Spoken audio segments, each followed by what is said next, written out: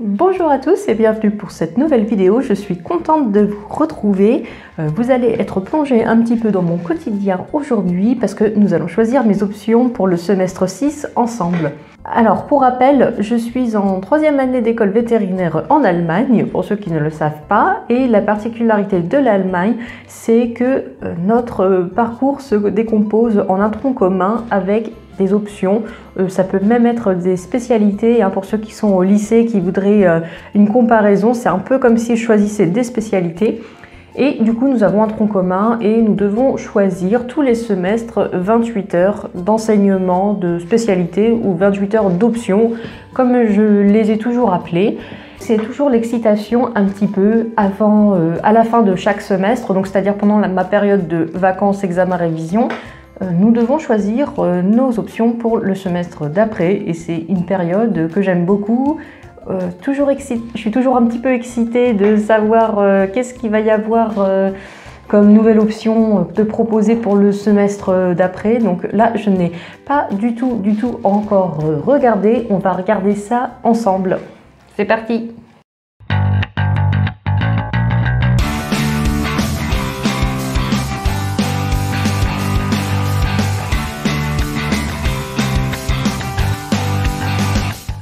Donc alors, je vais commencer déjà par allumer mon ordinateur et à vérifier que vous me voyez bien, même avec l'ordinateur. Ouais. Donc c'est bon, je suis bien cadrée avec l'ordinateur. On va allumer l'ordinateur. La souris. Donc voilà, c'est une vidéo un petit peu vlog, dans le sens où c'est, voilà, vous voyez, c'est très spontané. Je vais vous faire découvrir les options en même temps que je vais les découvrir. Ouais, ça y est, c'est sorti. Bon, déjà, première... Ah oui, d'accord, j'avais oublié ça. En fait, avant de choisir les options, ils nous obligent à faire une évaluation des cours du semestre d'avant. Enfin, je pense qu'en fait, d'emblée, il n'y a personne qui les fait, et bien, ils nous obligent à évaluer au moins, à faire au moins 10 questionnaires sur des matières. Et si on n'y a pas répondu, on n'a pas le droit de regarder ce qu'il y a comme option, on n'a pas le droit de s'inscrire. Donc, premier petit contretemps, déjà, je vais faire ces questionnaires et puis je reviens après. 20 minutes later. Donc c'est bon, j'ai répondu au questionnaire. En fait, j'en avais déjà répondu, mais j'avais oublié qu'il fallait répondre à autant de questionnaires d'évaluation et j'en avais fait que 3 sur 10. Donc voilà, j'ai réglé ça et je vais pouvoir enfin regarder ce qui se cache derrière mes options pour le semestre 6. Alors si vous vouliez juste savoir en fait qu'est-ce que j'avais pris comme option dans les semestres d'avant, je vous invite à regarder les vidéos correspondant à chaque année. Il y a une vidéo sur la première année, une vidéo sur la deuxième année et une vidéo sur le semestre 5 et vous aurez le détail de ce que j'ai pris comme option à chaque semestre. Alors, qu'est-ce que nous avons ce semestre? On a... Oh la vache, il y a déjà des gens qui sont inscrits au truc. Donc en fait, après, c'est un système où on a toute une liste d'options qui nous sont proposées avec le contenu, le nombre d'heures que ça dure, comment ça va être organisé, etc. Quel jour, le nombre de participants maximum, sur quelle plateforme ça va être fait vu qu'on est en temps de corona là. Il faut qu'on s'inscrive et après, c'est un peu le principe des vœux, etc. C'est-à-dire que on choisit et en fonction du nombre de places disponibles, et puis je sais pas, je crois que c'est un petit peu au hasard fait avec un ordinateur pour que tout le monde ait ses chances, je sais pas trop, c'est un algorithme. Mais bon, en aucun cas c'est en fonction des notes, mais par exemple, vous voyez, là je vois la première option, il n'y a que 16 places, on est quand même 250 par promo, donc il n'y en a que 16 qui sont pris. Du coup, on choisit des options et après, il faut attendre de voir si on est accepté ou pas. Donc là, je vais regarder ce qu'il y a. Je vais peut-être me décider aujourd'hui pour plusieurs options, mais je ne sais pas si je les aurai finalement. Ça dépend de la distribution. Et après, vous avez un premier jet de distribution où vous avez des heures qui vous sont attribuées, que vous avez le droit d'accepter ou de refuser. À partir du moment où vous avez toutes vos heures minimum pour le semestre, vous n'avez plus le droit de choisir d'autres options ou alors uniquement s'il reste des places tout à la fin et si vous n'avez pas d'option ou alors qu'il vous manque des heures à l'issue de la première distribution d'heures, et bien c'est reparti pour un deuxième tour où vous rechoisissez des options parmi ce qui reste.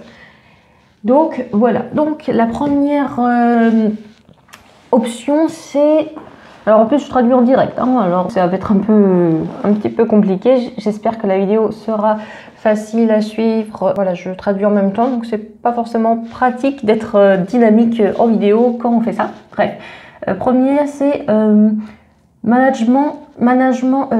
gestion des situations d'urgence chez le chien. 14 heures, 16 participants maximum.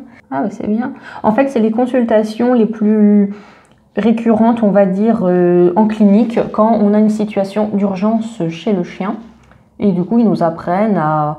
Le but, c'est qu'en étant jeune diplômé, on soit capable de gérer les situations d'urgence qui reviennent le plus chez le chien. Il va y avoir une partie théorique, une partie pratique. Il y a une partie ensemble théorique où c'est des cours. Et après, les 16 étudiants sont séparés en 2 groupes. Et après, le groupe va être scindé en 2 pour pouvoir faire des cas pratiques au Clinical Skills Lab. Donc, pour apprendre par exemple réanimation et cas d'urgence, intubation chez le chien et le chat, technique de suture. Donc en fait, voilà, je regarde déjà tout ce qu'il y a. Et je pense qu'il y en a pas mal, hein, comme d'habitude. Hein.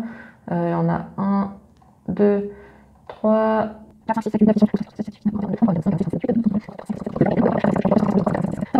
J'ai l'impression qu'il n'y en a jamais eu autant, la vache. Il y a 78 options. Et encore, il y a des trucs mis en grisé, donc ça veut dire qu'il y a très peu de place et qu'il faut s'adresser directement aux profs concernés. Enfin, c'est des options qui vont être très peu de place, mais aussi où je pense très peu d'étudiants intéressés. Mais du coup, en tout, il y a 89 options. On va peut-être pas toutes les faire du coup, hein. Là je vous ai dit un petit peu le détail, comment ça se présentait pour la première. Après je vais peut-être juste vous dire les titres et vous dire le contenu peut-être pour ce que je me décide. Ça va être plus simple parce qu'on va pas faire les 89. Alors après la deuxième option, on a technique de suture chez le bovin, enfin chez la vache. Technique de suture chez la vache. Bon alors déjà de ce que je peux dire, situation d'urgence chez le chien, ça c'est très intéressant, c'est très orienté pratique. Les techniques de suture, ça peut être cool aussi, franchement. Après, il faut voir si c'est en vrai ou pas. Clinical Skills Lab, ils disent. Donc normalement, c'est que c'est en vrai. Bon, ça sera pas sur une vraie vache, mais ce sera déjà en présentiel. De toute façon, il y a que 4 participants, d'accord. Donc ouais, ça va être vraiment très pratique. Ouais, donc on va voir comment on gère un prolapse utérien. Je sais pas, j'espère que ça se dit comme ça en français. Un prolapse utérien, c'est-à-dire quand l'utérus, il sort du vagin, voilà. Comment on gère des blessures au niveau des mamelles et les opérations du flanc, comme par exemple une césarienne. Ouais, donc ça c'est vraiment très pratique, ça peut être super. Après voilà, il n'y a que 4 places. Et ah oui, on a, ok, c'est sur un simulateur en fait, c'est ça. Bon, après en troisième on a le Vet Skills Lab Challenge, donc ça va être avec les Clinical Skills Lab. Et j'ai l'impression que c'est un challenge inter-école en fait, de toutes les écoles qui parlent allemand, donc c'est-à-dire toutes les écoles allemandes, autrichiennes et suisses. Il y a l'air d'avoir un espèce de challenge, la concours, alors, je sais pas trop ce que c'est. J'ai l'impression que c'est pour améliorer le contenu digital, en fait, ils demandent aux élèves d'essayer de travailler en groupe en fait sur du nouveau contenu, j'ai l'impression que c'est ça. Donc voilà, il faut savoir que les heures d'option, en fait, voilà, parfois c'est vraiment des options. Et puis parfois, c'est si vous faites des services rendus, on va dire, à l'école ou des espèces de petits jobs, etc., ça peut vous compter vos heures d'option. Ensuite, BVL für Veterinärmediziner, c'est quoi ça? Bon ça, voilà, clairement, ça m'intéresse pas, hein. Par exemple, alors BVL, je sais pas ce que ça veut dire, hein, mais en gros, c'est tout ce qui est à propos de l'aspect gestion, on va dire, donc financement de la clinique, les formes de crédit, les impôts, la publicité, gestion du personnel, droit du travail, tout ça. Je vous avoue que ça m'intéresse moyen, déjà parce que c'est en allemand et les réglementations allemandes, elles sont différentes d'en France. Voilà, donc ça m'intéresse pas, voilà. Pas vraiment des masses. Ah oui, après on a un truc, c'est Lernen, c'est-à-dire que ça c'est juste une petite option de 2 heures pour s'intéresser. Si on a des problèmes de méthode de travail, en fait, ils nous proposent un module de 2 heures pour nous expliquer comment on peut mieux travailler, enfin pour ceux qui ont des problèmes. Voilà, là ça va être comment gérer la procrastination, comment bien apprendre, comment gérer son temps de travail, comment se gérer soi, des exercices pour apprendre les différentes méthodes de travail et comment se détendre, enfin se relaxer. Je pense que ça va être un petit peu les exercices de respiration. Donc voilà, ça c'est pour les étudiants qui ont un petit peu du mal avec de la méthodologie, c'est pas mal. Moi ça va, je pense que depuis le temps où je suis étudiante, je commence à... Et puis même je vous fais des vidéos, je pense que ça va. Voilà, on a encore une autre option de ce même genre. Après, à communication vétérinaire. Donc voilà, on a communication en milieu vétérinaire. Après, on a... Ouais, ça, je vais même pas vous le dire parce que c'est un peu débile, le truc. Ouais, en fait, il y a 89 trucs, mais il y a beaucoup de trucs un petit peu répétitifs. Hein, donc, là, il y a un approfondissement sur... diagnostic approfondi sur les oiseaux. Donc, en fait, les options, ce que ça nous permet en fait de soit approfondir des cours qu'on voit en tronc commun, soit ça permet de pouvoir voir des aspects qu'on ne verra jamais au tronc commun. Par exemple, si vous êtes intéressé par l'aquaculture, si vous êtes intéressé par plus les reptiles, etc. Alors oui, on voit un minimum en tronc commun, mais c'est un peu vraiment un minimum. Et si vous savez déjà que plus tard, vous voulez faire des trucs un petit peu particuliers, comme la faune sauvage, comme les poissons, comme les reptiles, etc., du coup, vous pouvez déjà un petit peu choisir toutes vos spécialités en fonction de ça pour avoir, on va dire, des cours assez conséquents. Mais sinon, voilà, c'est pas obligé. Enfin, du coup, tout le monde, si vous n'avez aucun intérêt pour ce genre de pratique plus tard, vous avez juste le strict minimum en tronc commun vite fait et vous en voyez pas plus. Donc, on a un petit peu tous comme ça, un peu à la fin du coup de notre diplôme. On a du coup tous un petit peu un diplôme à la carte un peu. Enfin, on a quand même un tronc commun costaud, hein, faut pas croire, mais on a tous choisi des spécialités plus ou moins différentes, quoi. Ensuite, on a, ah oui, comment s'occuper, je sais pas comment dire, soins vétérinaires, on va dire, soins vétérinaires des oiseaux sauvages. Il y a des cas cliniques, reconnaissance d'espèces, l'écologie, comportement, et tout ça en tant que connaissance fondamentale de la médecine des oiseaux sauvages. Ensuite, voilà, vous avez soins et élevage des oiseaux sauvages européens. Après, voilà, par exemple, moi, les oiseaux, c'est pas forcément un truc qui m'intéresse de fou. Donc, les oiseaux, voilà, je vais peut-être les laisser à d'autres. Ensuite, il y a radiographie de reptiles, radiographie de NAC. Là, il y a des cas cliniques de neurologie pour les maladies au niveau du crâne, quoi. Soins vétérinaires et élevage, de la faune sauvage exotique et européenne, on va dire. Donc, c'est-à-dire, ça peut être autant, voilà, bon, exotique, voilà, on a tous compris ce que c'était, mais ça peut être aussi, par exemple, si vous voyez un hérisson en mauvaise posture, comment on apporte les premiers soins, choses comme ça, je pense que c'est ça. Hein.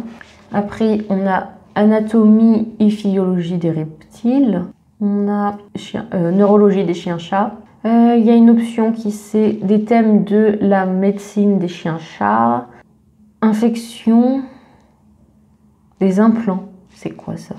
Infection des implants, problèmes cliniques, stratégie thérapeutique et je sais pas comment dire, des trucs de recherche quoi après. J'ai pas trop compris, j'avoue. Diagnostic cytologique, ah ça peut être cool. J'aime bien la cytologie, enfin j'ai bien aimé, donc ça peut être cool. Pareil, encore de la neurologie, mais plus ciblée sur l'épilepsie et l'immunologie. Bon, pareil, il y a des cas cliniques de neurologie, mais plus sur l'épilepsie et la neuroimmunologie. Ok, après il y a des TP de microscope pour ceux qui ont choisi le diagnostic cytologique. Et en fait, il y a des exercices pratiques qui vont avec, mais c'est bizarre que du coup... parce qu'ils disent du coup on peut s'inscrire que si on a pris le truc théorique, mais c'est bizarre que ce soit pas mis dans le même panier. Ok, d'accord. Le mini-pig comme patient. Ça, c'est l'apprentissage par des cas. Alors, l'apprentissage par des cas, donc à mon avis, voilà, vous allez avoir plein de cas cliniques et on va apprendre par exemple, s'il y a le cas clinique, vous allez apprendre comme ça, en fait, vous allez apprendre pratiquement un petit peu. Donc avec son petit groupe, etc., je pense qu'on va discuter un petit peu en petite équipe des cas. Après, il y a dentisterie du cheval. Méthode de remplacement et de complément, on va dire, à l'expérimentation animale. Donc voilà, ça c'est par exemple ceux qui s'intéressent au bien-être animal, ceux qui veulent faire du labo, etc. Ben voilà, il y a une option sur tout ce qui est expérimentation animale, comment la remplacer. Il y a connaissance fondamentale de la culture cellulaire. Il y a des choses de infectiologie qui s'appellent agent infectieux rencontre victime, c'est un petit peu comme ça que je le traduis. On a après les zoonoses, bactériales et virales, zoonoses, c'est bien. Les parasitoses et les zoonoses tropicales. On a de l'immunologie de l'infection. Donc ça, voilà, je pense que c'est pour ceux qui veulent approfondir, parce que j'ai déjà eu l'examen en fait sur l'immunologie, donc je pense que c'est... Ah oui, voilà, donc en fait c'est pour approfondir, mais c'est avec... si je comprends bien, en fait, ce sont des... quelles sont les thématiques en ce moment en recherche sur l'immunologie de l'infection. Et du coup, je pense que plusieurs chercheurs viennent présenter leurs travaux.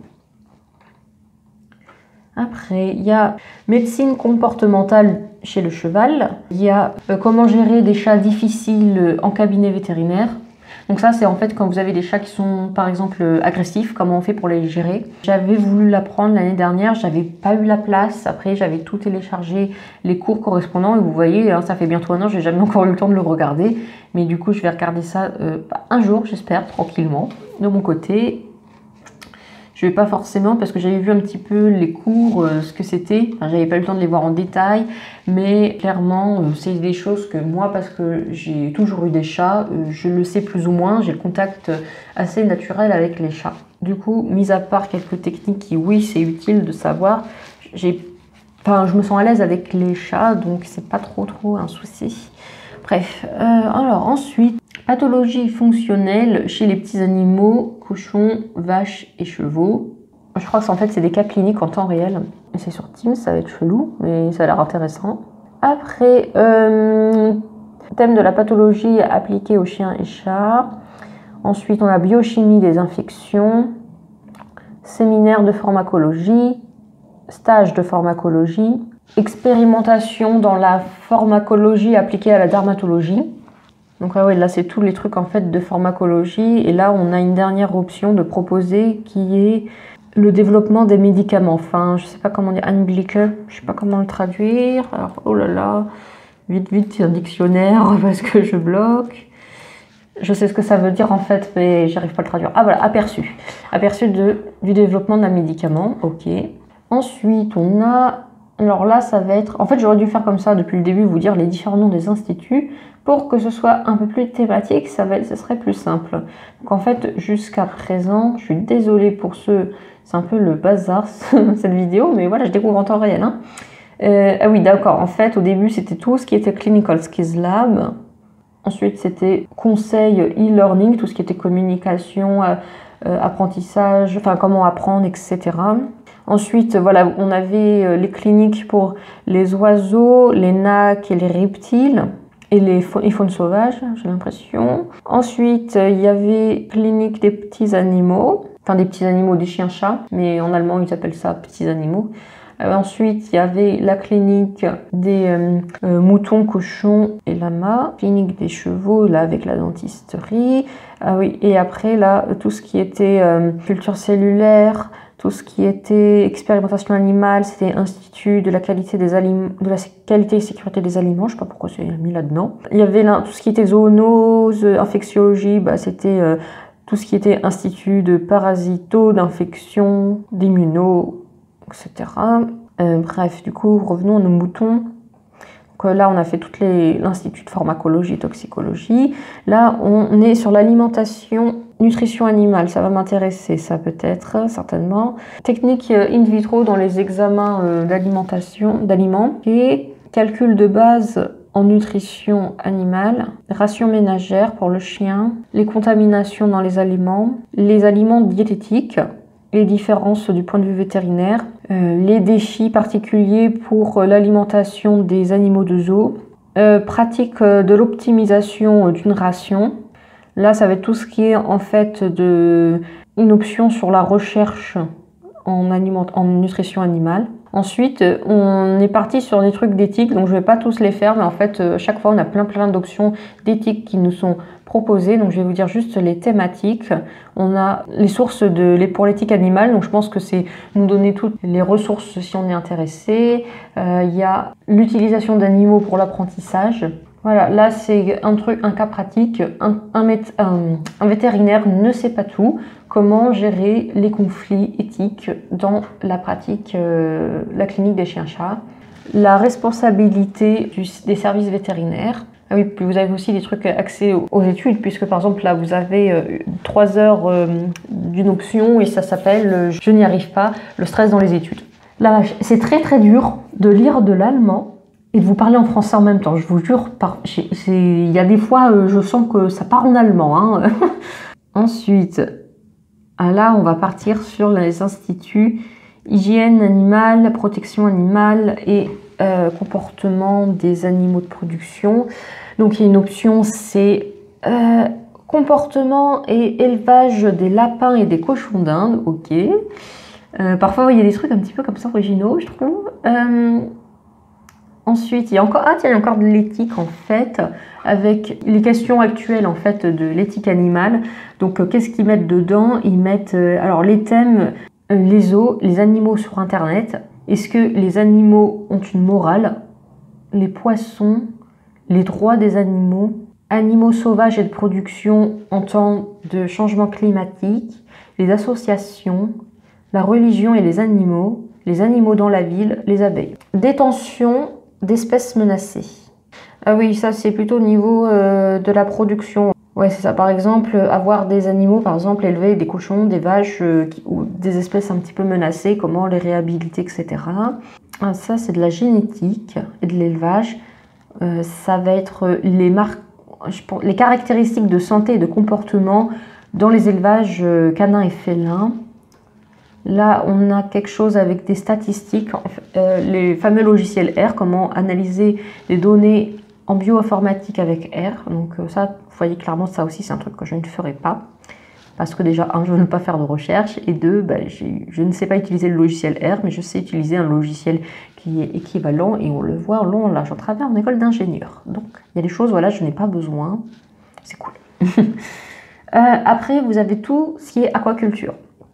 Donc ça, par exemple, voilà, ça, clairement, les gens qui sont intéressés pour les poissons, ils ne trouveront pas leur compte dans le peu de cours qu'on a en tronc commun. Du coup, il faut qu'ils fassent des options et du coup, vous avez une introduction à l'examen des poissons, vous avez diagnostic des maladies des poissons, comment aller jusqu'au diagnostic et quelle thérapie mettre. Vous avez les maladies infectieuses chez les poissons. Vous avez, ouais, pareil, encore les maladies de poissons en cours 1, cours 2. Les cas pratiques de diagnostic des maladies de poissons. L'aquaculture, qu'est-ce que je dois savoir de l'aquaculture? Alors là, ça va être comment s'occuper de population de poissons dans l'élevage de carpes, je crois que c'est ça. Et là, la même chose avec appliqué aux truites, la même chose appliquée aux gros aquariums. Parce qu'en fait, il faut savoir que par exemple, en fait, si vous êtes, enfin quand je dis les poissons, en fait, c'est tout ce qui est aussi marin. Donc si il y a des gens qui sont intéressés par les mammifères marins, on leur conseille, enfin il faut qu'ils fassent ces cours-là en fait. Parce que l'institut, la clinique des poissons de l'école s'occupe également, par exemple, de tout ce qui est la faune marine à l'aquarium d'Hanovre. Et du coup, quand vous êtes avec eux, vous pouvez faire des gardes avec eux. Et c'est-à-dire, les gardes, c'est aller à l'aquarium d'Hanovre pour dire le dauphin, il a un problème, la tortue a un problème, etc. Donc ceux qui sont intéressés par la faune marine peuvent également avoir des connaissances sur ça grâce à ces options. Alors là, là, pareil, il y a quelque chose sur, en fait, biologie de la faune sauvage, j'ai l'impression. Voilà, c'est tout ce qui est appliqué plus à la faune sauvage. Après, ah oui, il y a les bibliothèques aussi qui proposent des options, mais c'est plutôt pour comment faire des recherches bibliographiques. Parce que, alors nous, on l'apprend en France. Moi, j'ai trouvé que la prépa nous le fait apprendre. En école d'ingénieur, on nous fait apprendre à faire des projets bibliographiques pour savoir rechercher dans la bibliographie. Mais il n'y a pas de choses de ce genre-là en Allemagne. Du coup, ils proposent des options exprès pour comment savoir faire de la recherche bibliographique. Après, je trouve pas forcément ça très pertinent, dans le sens où je ne sais pas si beaucoup de gens sont intéressés pour faire ça. Voilà, il y a 2 options de proposer dans ce genre-là. Il y a 20 places, hein, mais il n'y en a que 3 pour l'instant. Donc voilà. Donc ça veut dire qu'il y a des gens, je pense, qui peuvent toujours un peu échapper aux mailles du filet. Donc c'est pas cool, je trouve. C'est quand même quand on est scientifique, c'est quand même, on va dire, une capacité de base à savoir faire des recherches bibliographiques correctement. Ah voilà, là il y a plus de monde, ça aussi c'est de la recherche bibliographique, mais plus pour recherche bibliographique appliquée pour des cas cliniques en fait. Ensuite, nous avons la clinique de reproduction qui nous propose... Ouais, j'ai l'impression qu'ils proposent en fait juste un approfondissement de les biotechnologies, de la médecine de reproduction pour les animaux de production. J'ai l'impression que c'est ça. Ensuite, ah oui, il y a des trucs en externe, ça veut dire que parfois... Ah, mais il n'y en a qu'une là pour le coup, et après on a fini. Ça va être voilà, la pratique veto de faune sauvage, zoo et animaux sauvages. Donc voilà, il y a beaucoup d'options. J'espère que que vous m'avez bien suivi, que c'était pas trop pénible. J'espère que le montage aussi, ça va faire en sorte que ce soit plus fluide et plus dynamique. Heureusement, hein, sinon le montage ça servirait à rien. Bref. Du coup, bah moi il va falloir que je me décide. Bon, en fait, je crois que je dois avoir 2 semaines hein, pour me décider, donc c'est pas non plus urgent. Mais du coup, pour finir cette vidéo, je vais vous dire qu'est-ce que j'ai retenu. Après, c'est pas facile de... Voilà, ça fait plein de trucs que je regarde. Je ne sais pas combien de temps ça fait que je cause, que je regarde les trucs. Donc j'ai un peu oublié ce qu'il y avait. Mais sinon, moi j'ai envie de prendre des trucs pas trop... Enfin, tranquilles quoi, qui vont servir, mais tranquilles. J'ai bien envie de prendre par exemple comment gérer les situations d'urgence chez le chien en clinique. Qu'est-ce qui m'avait plu d'autre? Tiens, ce semestre, il n'y a rien sur les lamas. D'habitude, il y a tous les jours des trucs sur les lamas et il n'y en a pas. J'avoue qu'à chaque fois, tu vois, les lamas, c'est un truc. Ok, ça ne concerne pas forcément tout le monde, mais moi, j'adore ça. Les alpagas, les lamas, je kiffe. Et à chaque fois, j'ai jamais pu décrocher une option. Il y a tellement peu de place, j'ai jamais pu encore décrocher une option sur ça. Ah oui, s'il y avait diagnostic cytologique qui m'intéressait, qui était pas mal. Après, je crois que c'est une grosse option parce que c'est déjà 12 heures de théorie et 10 heures de pratique. Ça fait 22 heures. Ouais, ça fait déjà un gros truc, quoi. La situation d'urgence, c'était 14 heures, sachant que c'est 28 hein, que je dois choisir. Enfin, je peux en choisir plus s'il y a de la place, mais faut savoir que déjà 28... Enfin, en général, j'ai tendance à faire un peu plus, et c'est vrai que ça me charge bien mes semestres. Alors, j'aime bien l'été, avoir un petit peu le semestre... j'aime bien blinder en fait mon semestre d'hiver en option, et le semestre d'été être un peu plus tranquille. Enfin, je dis ça, mais j'ai fait exactement l'inverse en première année, c'est pas grave.